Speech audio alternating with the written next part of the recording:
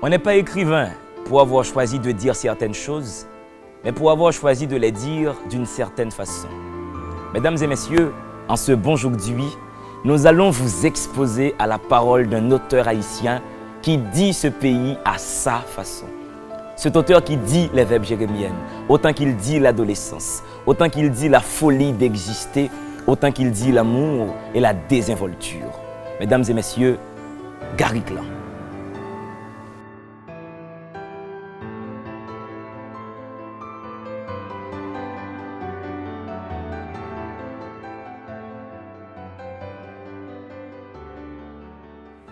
Gary Clan, bonsoir. Bonsoir, D'Angelo. Est-ce que la littérature peut exister, Gary? Mais elle existe. La preuve, c'est que je suis là. Elle existe. Et la littérature est capitale. Enfin, pour moi, c'est ce qu'il y a de plus important. Pour moi. Plus que la musique, plus que la peinture, plus que tout. C'est toute ma vie, la littérature. Je vis pour elle. Et pour moi, c'est ce qu'il y a de plus important. Et par votre parcours académique, vous avez fait une thèse sur Proust.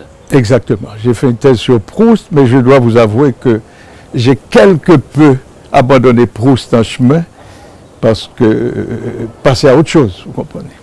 Est-ce que votre littérature ressemble à celle de Proust? Absolument pas. Je dirais même que, bon, je dirais pas à l'opposé, mais la longue phrase de Proust, c'est pas mon truc. Tu vois. Et en quoi Proust vous a marqué? Proust, ça va paraître bizarre, mais je ne peux pas dire que Proust m'ait marqué. En fait, bon, j'avoue tout là, je me confesse, ce n'est pas vraiment moi qui ai choisi le sujet. J'avais pas de sujet en tête. Et mon directeur de thèse, M. René Pommeau, à la Sorbonne, m'a proposé, j'ai dit, écoutez, j'ai pas de sujet. Il me dit, écoutez, faites une thèse sur Proust. Mais avant de faire la thèse sur Proust, il m'a demandé de faire un mémoire de maîtrise sur Proust.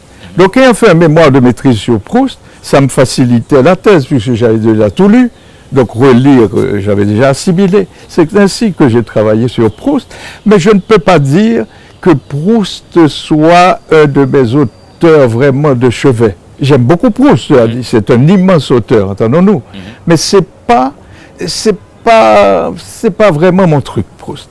Et est-ce que vous préférez Kafka à Proust? Bon, Kafka, j'aime bien aussi, mais je dirais que c'est pas Kafka, bon, c'est pas le fondement, n'est-ce pas, de la littérature que j'aime. Mais j'aime beaucoup de choses. Hein. Je peux passer du thriller au roman classique. Mais je lis surtout, vous savez, les romanciers, vous voulez savoir les romanciers ou les poètes? Les romanciers qui m'ont frappé, et je dirais c'est surtout les romanciers russes, enfin les romanciers français aussi, mais Dostoïevski et Tolstoï. Et j'ajouterais, je les appelle les petites dames anglaises. Vous savez, Jane Austen et tout ça. Bon, je les ai quelque peu abandonnées maintenant, mais la littérature russe m'a beaucoup marqué. Dostoïevski en tête. Ouais.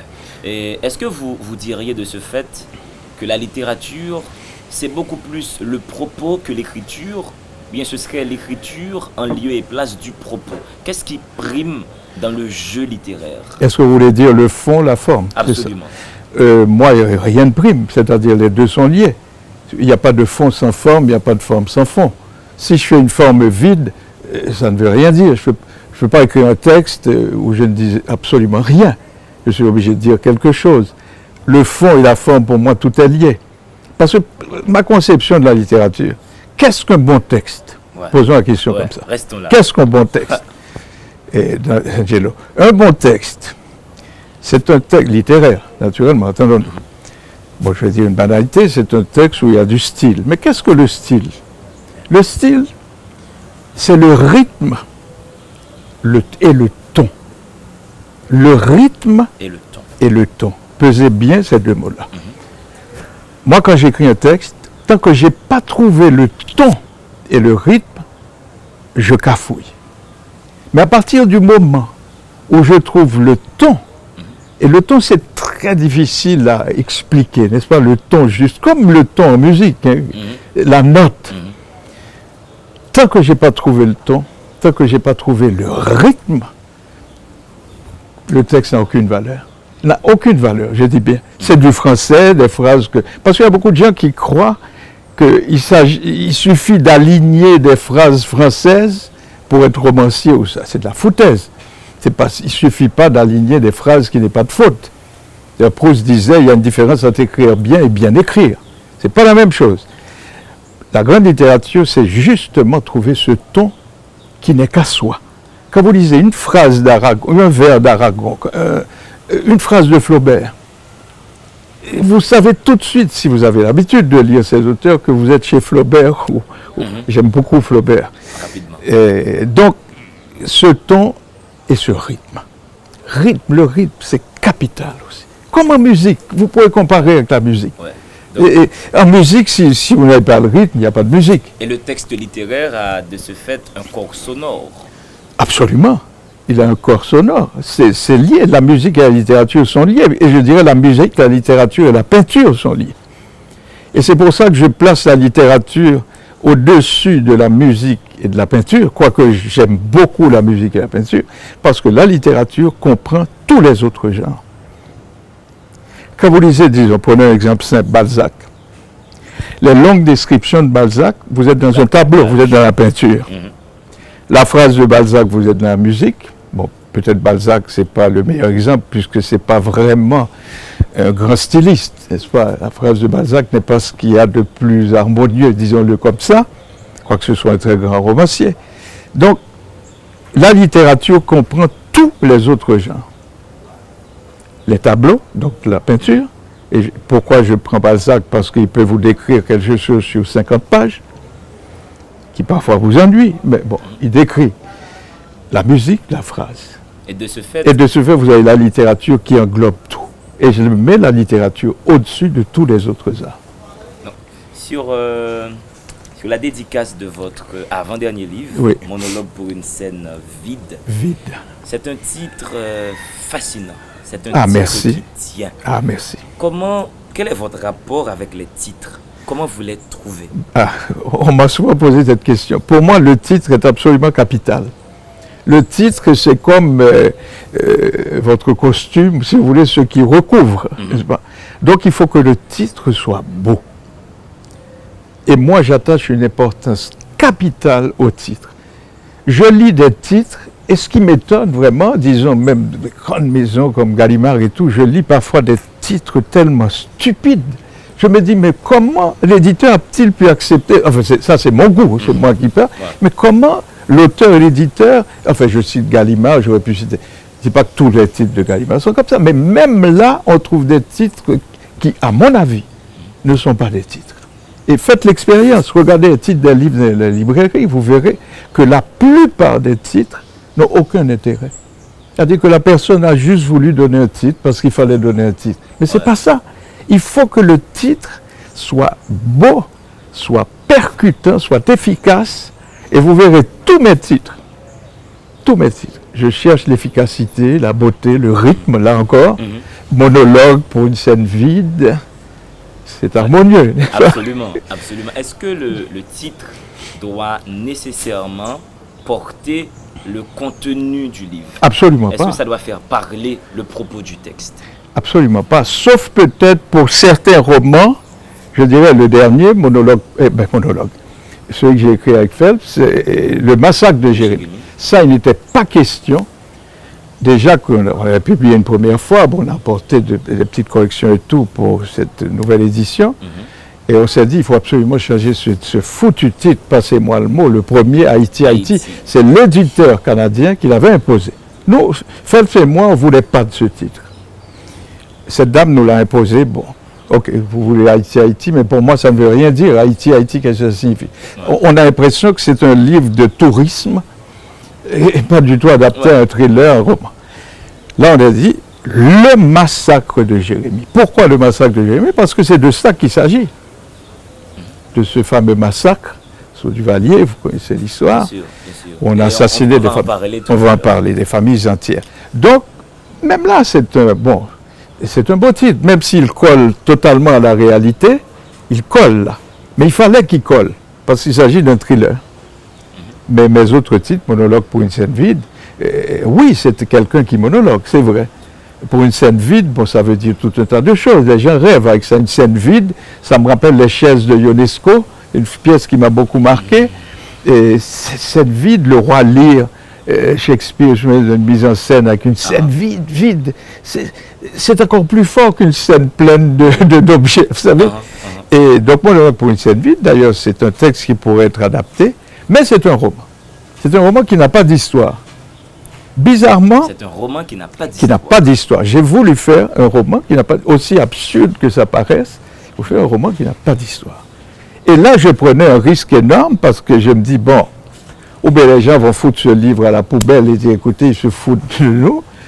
Et c'est un risque énorme, hein, parce que je jette le lecteur dans quelque chose auquel il n'est pas habitué. Il perd tous ses repères. Et pourtant, croyez-moi, tout le monde a aimé. J'ai même eu un mot d'un juge canadien que je ne connaissais pas.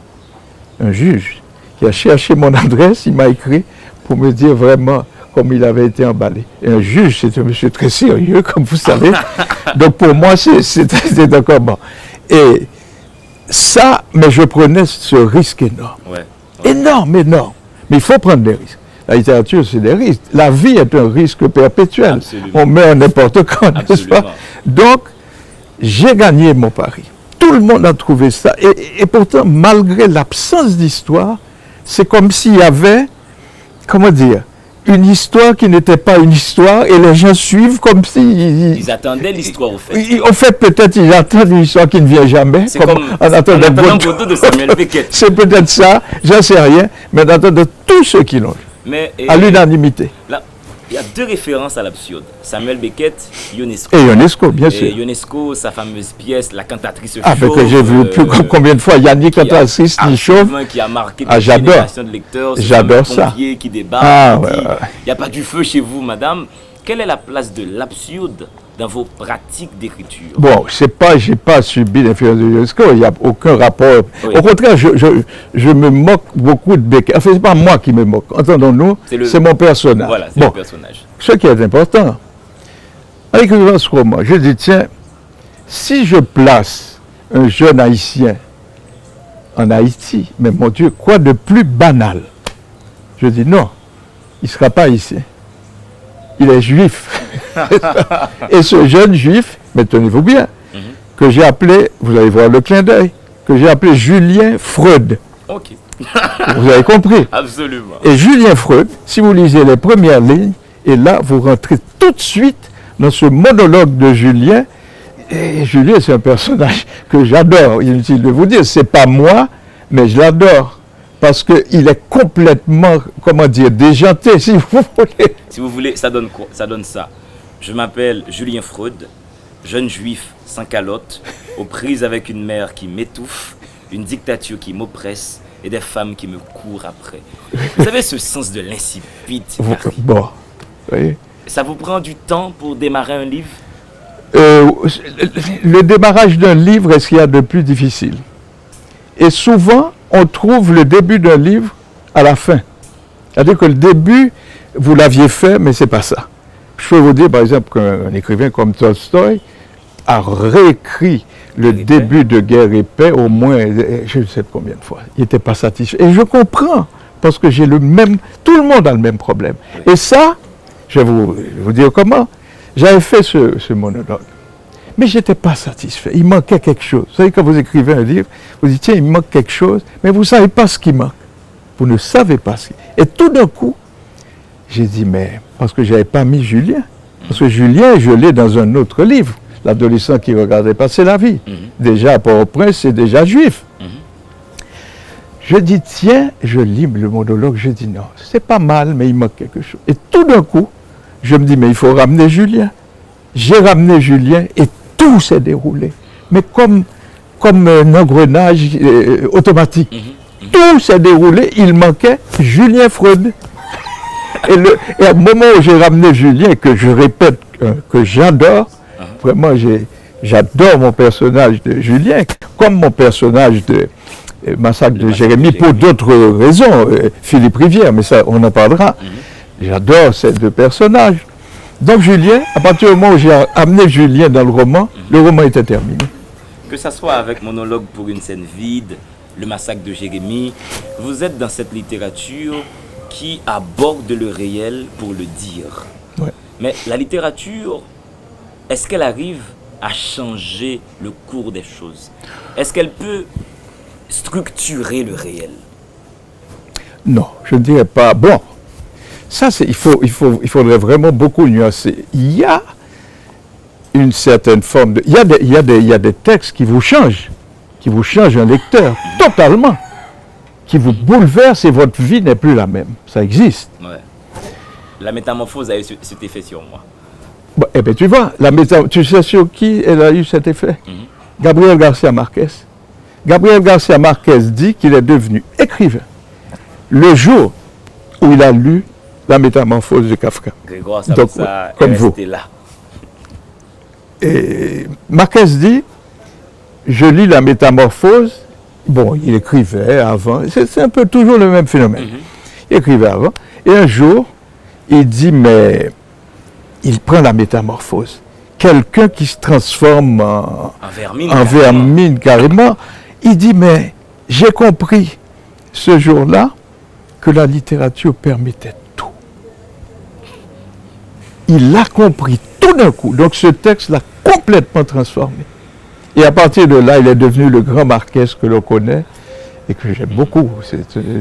Et que diriez-vous à Fernando Pessoa qui dit « La littérature, c'est la preuve que la vie ne suffit pas ». Je suis à 1 trilliard de fois d'accord que la vie ne suffit pas. D'ailleurs, la vie ne suffit jamais. Ouais. Pourquoi y a-t-il des compositeurs, de Mozart et tout? Il y a quelque chose qui leur manquait. Pourquoi y a-t-il des peintres?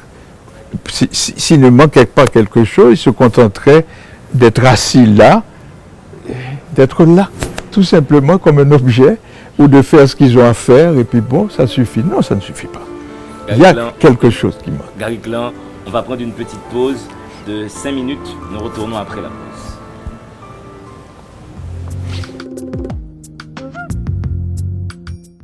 Gary, de retour après la pause. Ouais.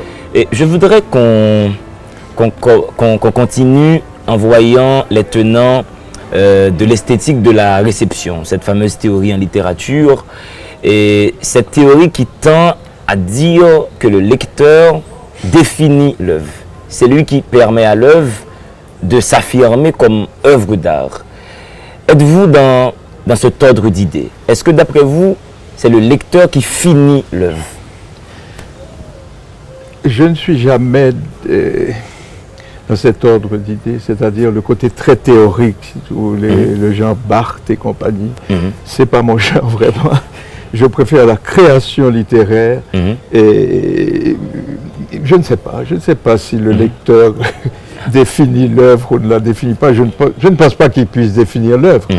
Il peut l'aimer ou ne pas l'aimer, dire ce qu'il en pense et tout, mais de là à la définir, je ne sais pas. Enfin, il peut en donner la définition qu'il veut. Tout le monde peut donner la définition qu'il veut. Mais... Alors, dans le sens où le texte, comme œuvre d'art, ne peut pas exister en dehors de la lecture. Est-ce que de ce fait, le livre, la littérature, peut exister sans la perspective de l'autre? Non.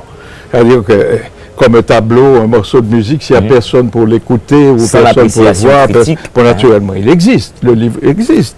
Mais le livre n'existe vraiment que dans le rapport avec le lecteur, c'est évident. C'est-à-dire qu'il n'a pas de vie tant qu'il n'y a pas de lecteur. Vous voyez ce que je veux dire? Bien sûr. Mais il existe. Ok. Il existe. Mais il va être vivant, si vous voulez, il existe, si j'ose dire, sans être vivant. Ça a l'air d'une absurdité. Il existe sans être vivant. Il devient vivant au moment où il y a des lecteurs. Et le plus de lecteurs possible. Ouais. Seriez-vous dans une catégorisation des lecteurs, quitte à dire qu'il y aurait des lecteurs lambda, des lecteurs compétents à la Umberto Eco? Seriez-vous dans cette dynamique à situer le lecteur, à le caser, à le nommer carrément? Contrairement à Aristote, je m'excuse, il est mecs casés. Non, moi c'est tout à fait l'opposé. Je déteste établir des catégories. Je déteste ça. D'ailleurs, si vous venez à Montréal, vous verrez, ma bibliothèque, c'est un foutoir. Rien n'est classé. Donc vous voyez que je n'ai pas l'esprit qui classe. Donc je suis dans un autre ordre d'idées, une autre dynamique. Je ne classe pas. Les lecteurs, il y en a de toutes sortes, bien sûr. Il y a des compétents, il y a des pas compétents, il y a des jeunes, il y a des vieux, il y a des sots, il y a des intelligents, il y a toutes sortes. Mais oui, ben, c'est normal. Si, Gary Klein, le langage commun permet de produire de la signification et que l'écrivain est un producteur de sens, qu'est-ce qui va, Gary, différencier l'écrivain d'un individu lambda, dans le sens où les deux sont en possession du langage? Eh bien justement, ce qui différencie l'écrivain, disons, de, comment je dirais, je ne vais pas dire écrivailleur ou des mots comme ça, inventons un mot d'un écriveur.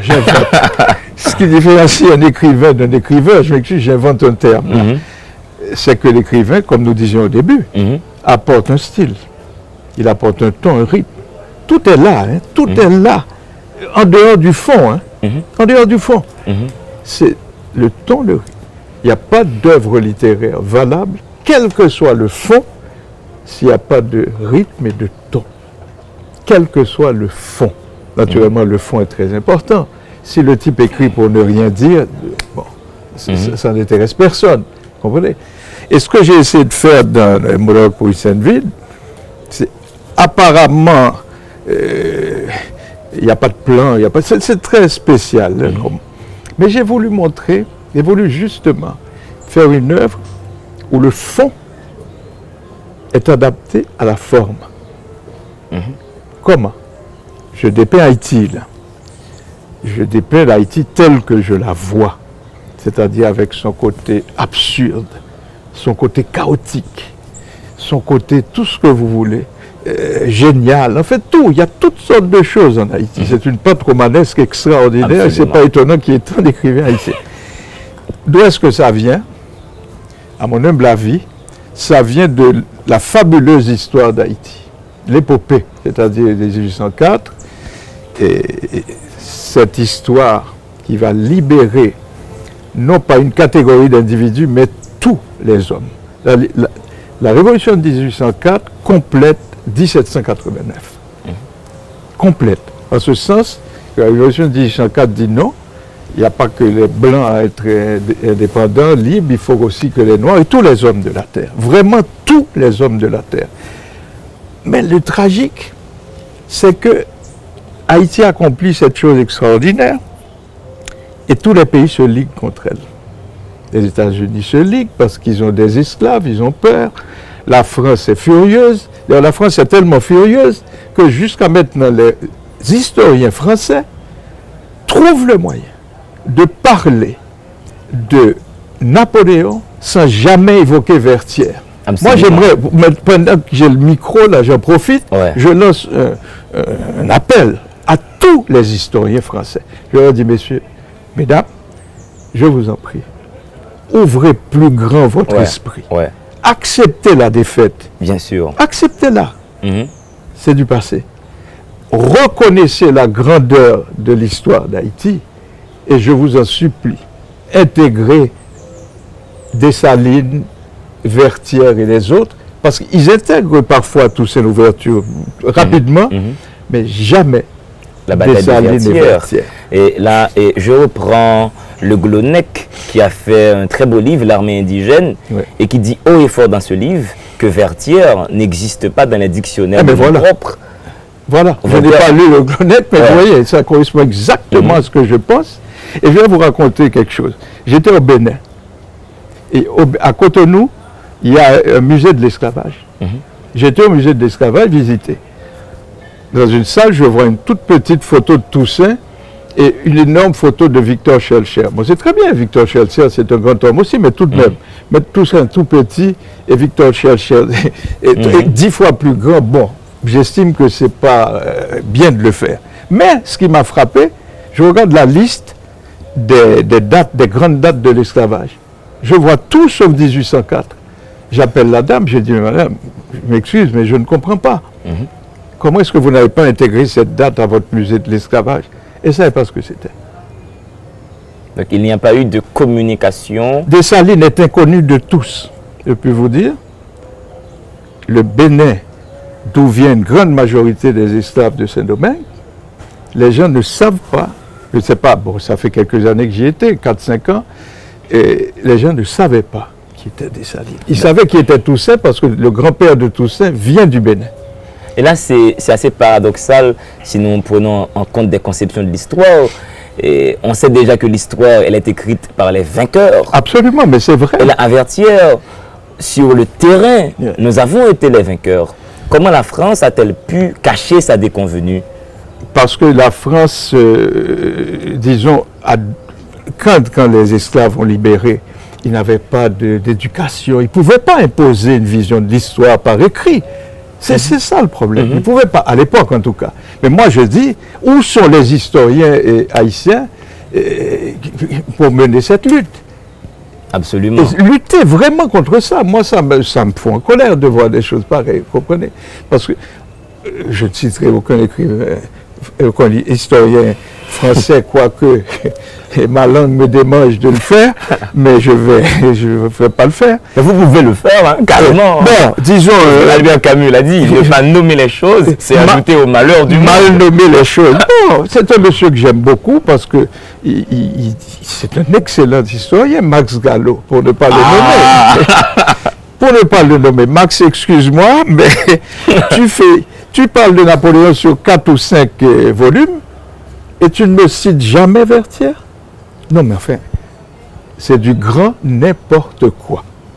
Quoique ces livres soient très bien faits. Max Gallo, Max Gallo est une espèce de romancier historien. Non pas qu'il fasse du roman avec l'histoire, mais il a une façon de raconter qui est celle du romancier en histoire, en faisant un livre d'histoire. Et c'est très bien fait, c'est très intéressant, ça se lit comme un roman. Mais écoutez, Max, parle-moi de Vertière, parle-moi de Dessalines, parle-moi de tous les pères de la patrie. Je ne sais même pas s'il a cité Toussaint Louverture. Je ne le sais même pas. Ce qui fait que les masses sont toujours mises de côté quand on campe l'histoire officielle. Écoutez, l'histoire, je me rends compte de plus en plus, non seulement qu'elle est écrite par les vainqueurs, mais qu'elle est bourrée de mensonges. Et je ne parle pas seulement d'Haïti. L'histoire est bourrée de mensonges. Mais tous les jours, vous apprenez que tel, je ne sais pas, soit Jules César, soit etc. Tout ça. Par exemple, Néron. On a toujours dit Néron a brûlé Rome. Eh bien maintenant, je lis des thèses qui vous disent, que, je ne sais pas si c'est vrai ou faux, mais il y a des thèses actuellement qui vous disent que Néron n'a jamais fait brûler Rome. Alors qu'on a toujours appris que Néron avait fait brûler Rome et même joué de la je ne sais pas quoi, tellement il était content de... Tout ça, apparemment, ce serait des mensonges. Apparemment, hein, parce que moi, je ne connais pas la question, mais je vous dis ce que j'ai lu. Mais vous pouvez trouver ça partout ailleurs. L'histoire est bourrée de mensonges. Il faudrait faire toute une étude sur les mensonges de l'histoire. Parfois, ce n'est pas volontaire. Hein? C'est pas forcément volontaire. Hein?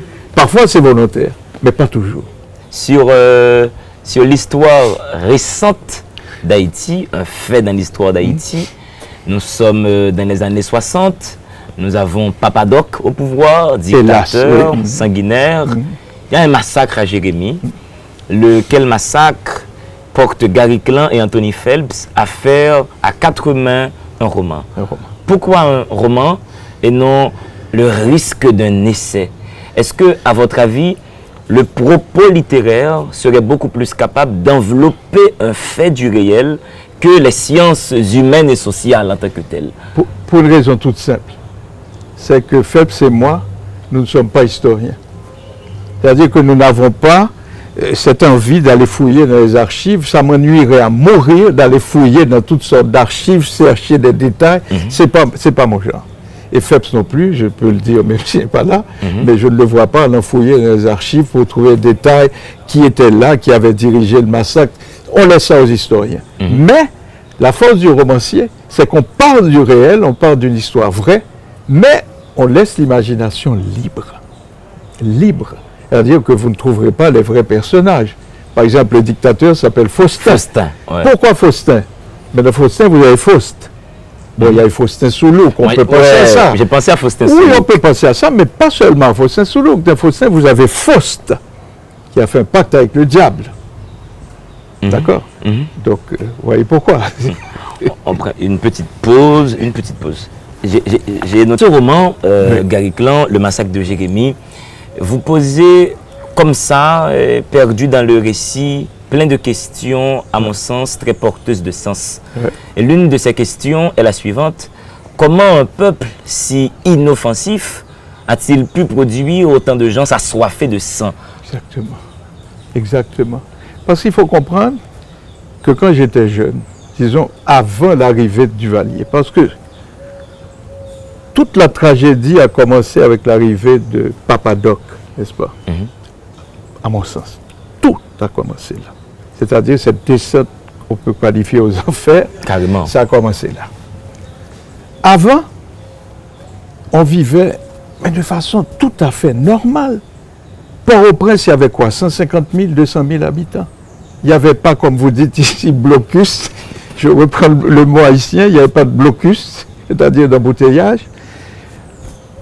La vie était tranquille. Bon, il y avait des drames comme partout, mais des choses. Vous savez qu'avant Duvalier, une femme, on disait souvent, une femme pouvait à minuit aller se balader dans Port-au-Prince sans aucun risque. À partir de l'arrivée de cet homme, tout a basculé dans l'horreur. Et je dis bien dans l'horreur. Tout d'un coup, hein, il est devenu président, et quelques temps après, mais très vite, les cagoulards. Ouais, comme vous les appelez. On les appelait comme ça. Les cagoulards. C'est-à-dire qu'au début, les Totomacoutes ne voulaient pas qu'on voie leur visage. Ils avaient peur d'être vus, au début. Donc, ils arrivaient chez vous, masqués, pour vous prendre, vous tuer, etc. Et tout d'un coup, ça s'est libéré, puis tout le monde tuait à visage découvert, en plein midi, en plein... Bon. Mais au début, c'est ça. Mais la première fois que les cagoulards sont entrés chez quelqu'un, et ça, je m'en souviens tellement, parce que j'étais chez quelqu'un, un dimanche matin, je me souviens, et j'arrive, je dis, qu'est-ce qui s'est passé hier soir? On apprend que des gens avec des cagoules sont entrés chez X pour prendre le père et le tuer. Et un grand silence se fait, je dis, mais qu'est-ce que j'ai dit de tellement extraordinaire? Qu'est-ce que j'ai dit? Et tout d'un coup, il y avait là un garçon qui est encore vivant, qui vit à New York. Il me dit, Gary, c'est chez moi qu'ils sont entrés et c'est mon père qu'ils ont pris. Et ce jour-là, je vais vous montrer une transposition romanesque. Où je peux révéler ça. Il y avait un Américain, Tonton Macoute. Un Américain, je dis bien. Ouais. Quand ils sont rentrés chez ce garçon, et après ils sont sortis, et cet Américain avait chaud, il a descendu la cagoule pour respirer, je ne sais pas, et ce garçon l'a vu et m'a dit qui c'était. Et c'est ainsi que j'ai pris cette scène et que je l'ai transposée. Ouais, j'ai lu ça. Parce qu'à Jérémie, en fait, à Jérémie, il n'y avait pas, je ne pense pas qu'il y ait eu un type à cagoule qui a enlevé. Ça, c'est un côté romanesque. Oui. Mais ça n'enlève rien à la véracité des choses, parce que le roman, ce n'est pas écrire un livre d'histoire. Bien sûr. Et là, ce que j'allais vous demander, quand j'ai vu cet Américain, cet homme blanc, quand nous connaissons la collusion qu'il y avait entre Papa Doc et les États-Unis d'Amérique, et je voulais vous demander, quelle est la responsabilité de la CIA dans le massacre de Jérémie? À ça, je ne peux pas répondre. Je ne sais pas s'il y a eu collusion, pas collusion. Sincèrement, je ne peux pas accuser sans savoir. Je ne sais pas s'il y a eu. Je ne sais pas s'il y a eu collusion. Mais je ne vois pas pourquoi il y aurait eu collusion dans ce cas précis. Enfin, je ne vois pas pourquoi la CIA aurait donné l'ordre d'aller assassiner les familles de Jérémie. Pour moi, ça n'a pas grand sens. Mais je ne dis pas que... Je ne sais pas ce qui s'est passé. Je sais simplement que les tueurs de Duvalier sont allés à Jérémie, ont massacré. Et même un bébé de quelques mois, qu'ils ont lancé en l'air, qu'ils ont tué à la pointe d'une baïonnette. Ouais. Vous comprenez? Des horreurs, n'est-ce pas? Je souhaite sur ce coup être démenti par vous. Oui. À Jérémie, c'est surtout la classe aisée économiquement qui a été ciblée. Je crois que oui. C'est-à-dire que c'était une revanche contre... Mais moi, je n'ai jamais vécu à Jérémie. Mais c'était une vengeance, disons, de Duvalier. Une classe avec le teint clair. Contre une classe au teint clair qui sans doute, qui n'aimait pas, n'est-ce pas? Donc, il s'est vengé d'une façon horrible. Et ce qui va amener enfin, toutes sortes d'autres actes et tout. Mais... fondamentalement, on peut dire que c'est ça qui s'est passé. Le fait que le reste de la population n'ait pas réagi, que l'affaire ait été étouffée facilement, Est-ce que ça ne dit pas que ce massacre, que ce silence de la population par rapport au massacre est symptomatique d'une grogne sociale qui existait déjà à Jérémie? Dans le sens où déjà il existait une tension, un schisme carrément entre ce prolétariat noir et cette classe sociale aisée. Est-ce que l'insouciance collective qu'on a eue par rapport au massacre, est-ce que ça ne dit pas ça? Est-ce que Duvalier n'a pas récupéré une vieille friction sociale? Duvalier n'a fait que jouer sur les questions de couleur, bien qu'il ait assassiné, à mon avis, je n'ai pas compté, mais autant de noirs que de mulâtres. Vous savez, c'est un homme au fond assoiffé de sang, je crois. Hein. Tout simplement assoiffé de mal, je crois. Bien qu'il voulait régler ses propres problèmes de couleur, de classe, de je ne sais quoi, mais fondamentalement, il tuait tout le monde, lui. Hein. Noir, blanc, jaune, mulâtre, pas mulâtre, tout le monde y passait. Jérémie, ça a été plutôt une question de mulâtre. Mais je vous dis, jamais habité Jérémie, je n'ai jamais même mis les pieds à Jérémie. Et c'est ça qui s'est passé dans cette ville, n'est-ce pas? Mais comme vous me demandiez, est-ce que la CIA était... Ça, je ne sais pas. Je ne vois pas le lien entre la CIA, les mulâtres de Jérémie et Duvalier. Je ne vois vraiment pas de lien. Mais bon, on ne sait jamais, n'est-ce pas? Mais là, vraiment, je ne vois pas de lien. Mais ce massacre, qui est une horreur, n'est-ce pas? On peut parler de ce massacre comme on parle d'un autre grand massacre des nazis au Radeau-sur-Glane, où ils ont fermé tout un village, enfants et coups. Les nazis ont enfermé tout un village dans une église et ont brûlé l'église avec les gens vivants. Là, c'était à coups de baïonnette.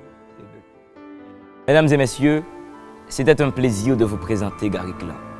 Vous aurez compris que la littérature ne fait que doubler le réel. Elle ne fait que rendre la vie plus belle, plus appréciable. Vous faites bien de regarder cette émission. Nous sommes des gens de lettres.